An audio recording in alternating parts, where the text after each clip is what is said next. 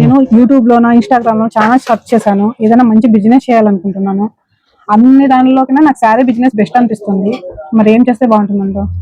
Sari business చేయొచ్చు. దాంట్లో మనకి ఏం లాస్ అనేది ఉండదు, వేస్ట్ అనేది ఉండదు, పర్లేదు.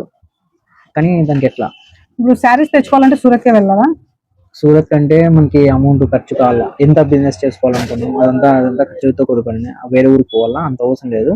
నాకు తెలిసిన అన్న ఉన్నారు, ఆడికి వెళ్దాం. అంటే సూరత్ కి వెళ్ళాల్సిన అవసరం అవసరం లేదు. లేదు. అన్నకి పామిల్లోనే ఉన్నాడు అన్న దగ్గర పిలిచి వెళ్తా. అమర్నాథ్ సన్స్ ఆడికి వెళ్దాం. హాయ్ అన్న. హాయ్ రఘు.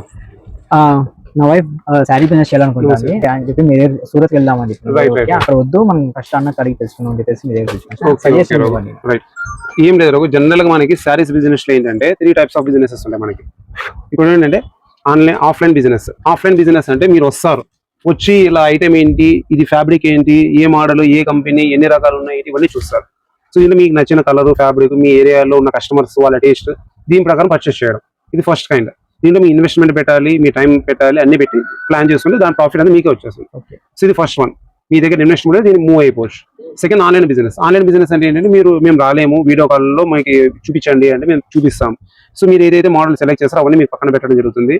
సో మీరు అమౌంట్ వేసిన తర్వాత మళ్ళీ మేము మీకు ట్రాన్స్పోర్ట్ చేస్తాం, దాని ఎల్ఆర్లు అన్ని మీకు వాట్సాప్ పెడతాం. So easy. సో మీరు ఇంత దూరం ప్రయాణం చేయాల్సిన పని లేదు, ఏం లేకుండా మనం ఇక్కడే చేయొచ్చు. సో కొంతమంది అన్నారు సూరత్ అది ఇది ఇంత అవసరమే లేదు. సో సూరత్ ఎప్పుడు అంటే మీరు బల్కీ బిజినెస్ అంటే పర్ డే మీరు ఇంత బిజినెస్ చేయగలం, ఇన్ని గట్టాలు అమ్మగలం అనుకుంటే సూరత్ వెళ్ళొచ్చు. సో లేనప్పుడు అవసరం లేదు, అంత అవసరమే లేదు. రిస్క్ ఎక్కువ ఉంటుంది సూరత్. ఇన్ కేసు ఒకవేళ ఈ డిజైన్ మీకు అమ్మలేదు అనుకోండి, మీరు పోలేదు అనుకోండి, సో ఆ రిస్క్ చాలా ఉంటుంది. సో ఫస్ట్ మీరు బెటర్గా ఇక్కడ ప్లాన్ అప్ చేసుకుని దాన్ని బట్టి మీరు డిసైడ్ చేయండి.